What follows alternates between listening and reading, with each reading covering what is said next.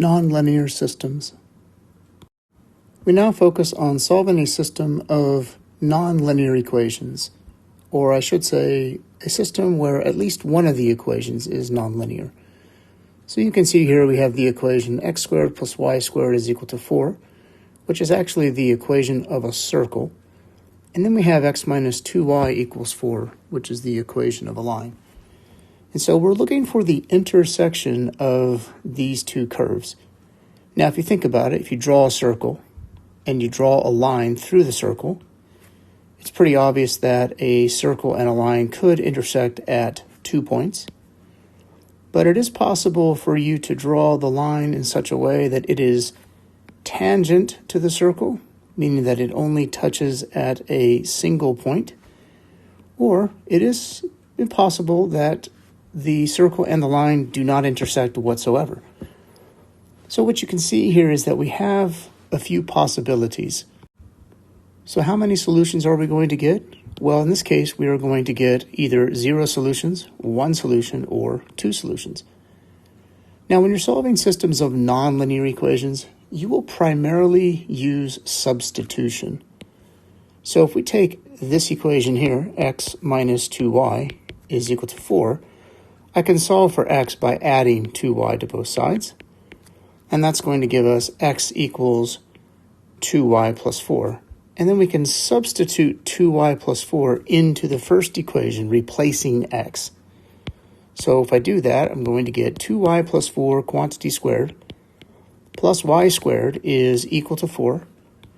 And now we're going to multiply this out. So we're going to have 4y squared plus 16y plus 16. And if you want, you can pause here and make sure I multiplied that correctly. Plus y squared is equal to 4. Combining like terms, we have 5y squared plus 16y. And then notice that I can subtract 4 from both sides, and that's going to give us plus 12 is equal to 0. So now we just need to solve this equation, and we can do this by factoring. Now, I won't go through all the details of factoring here, but we can factor this in the following way. And again, you can double check this for accuracy.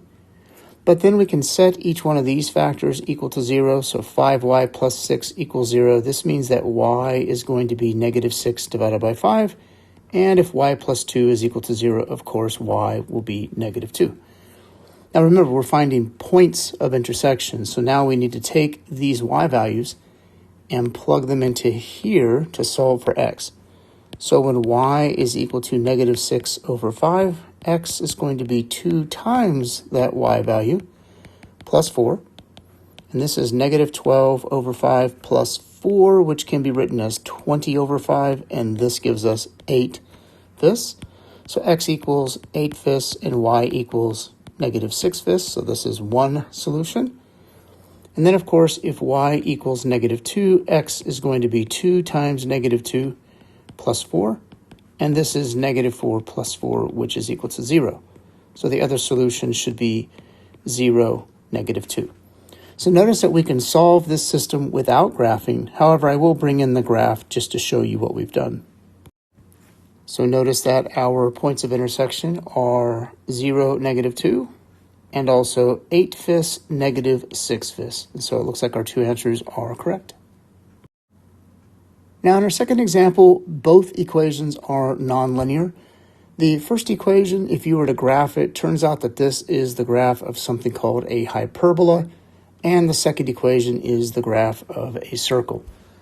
Now, if you'll notice, everything is in terms of x squareds and y squareds. So I'm going to do substitution, but it's going to be a little bit different than what we normally do.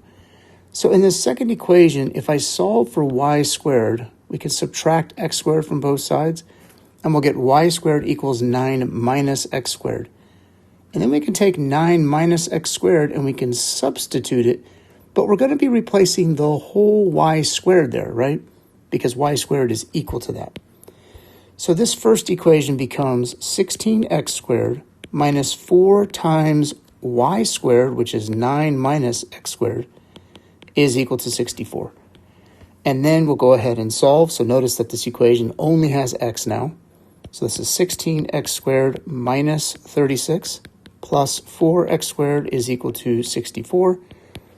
Combining like terms, we have 20x squared.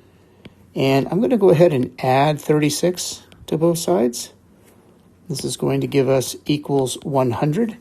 Now, normally we set it equal to 0, but notice that I'm doing this because we only have an x squared. So if I divide by 20, we get x squared is equal to 5, and then if we just take the square root of both sides, we're going to end up with x equals plus or minus the square root of 5. And now we can plug those back into here. So if x is equal to radical 5, y squared is going to be 9 minus radical 5 squared. This is 9 minus 5, which is 4. But let's remember that's y squared equals 4. And if we take the square root of both sides here, we're going to get y equals plus or minus 2. So that means we have two solutions here. X can be radical 5 and y can be 2. Or x can be radical 5 and y can be negative 2. And then, of course, we have the other possibility, which is x can be negative radical 5. And in this case, y squared will be 9 minus negative radical 5 squared, which is 9 minus 5, which is again 4. And so again, y is going to be plus or minus 2. And so that here we get two more solutions.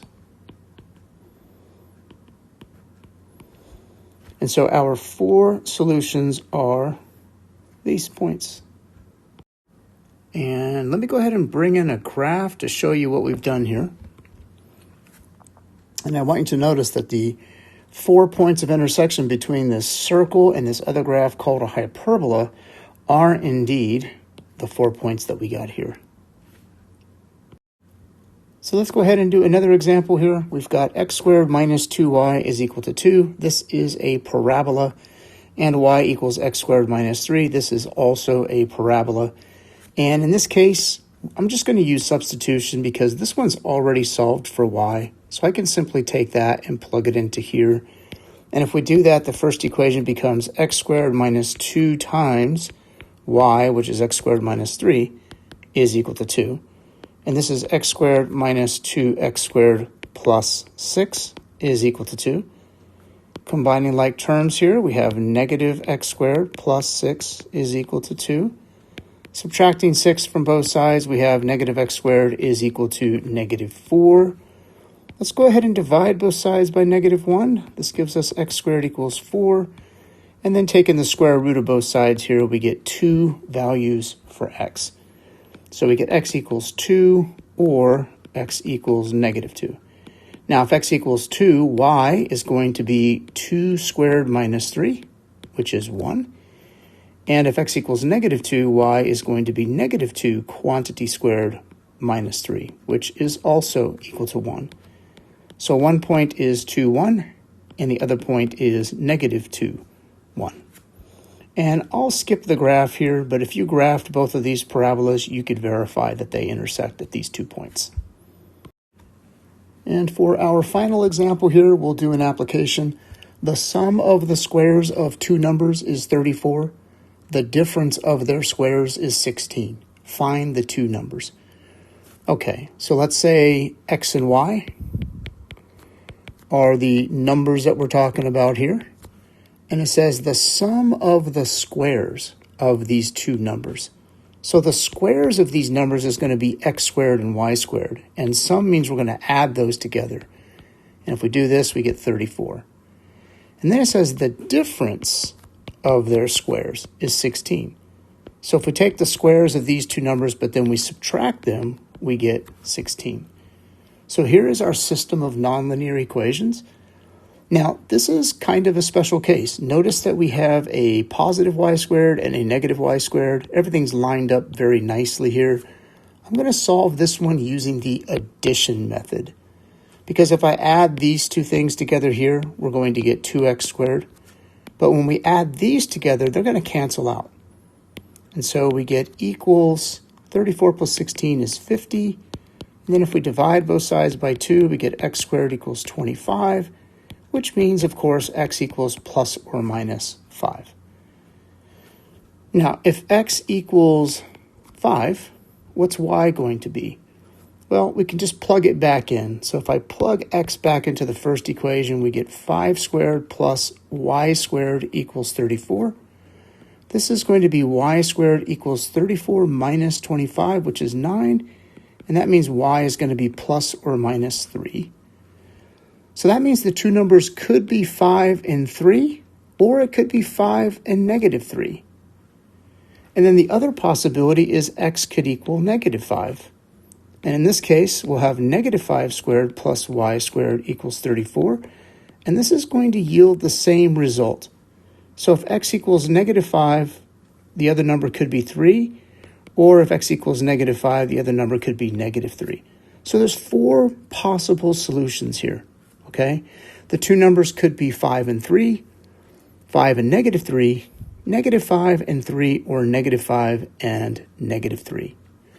Now, sometimes what they'll do in this case is they'll put in a word like positive, right? So they'll say something like the sum of the squares of two positive numbers. And if that's the case, then you would know that x could only be positive and y could only be positive. And in that case, like this would be your only answer, right? So you have to pay attention to the verbiage in the problem, because sometimes you'll have fewer answers based on the fact that, you know, they're assuming that the numbers are positive or negative or whatever. All right. Okay, that's it.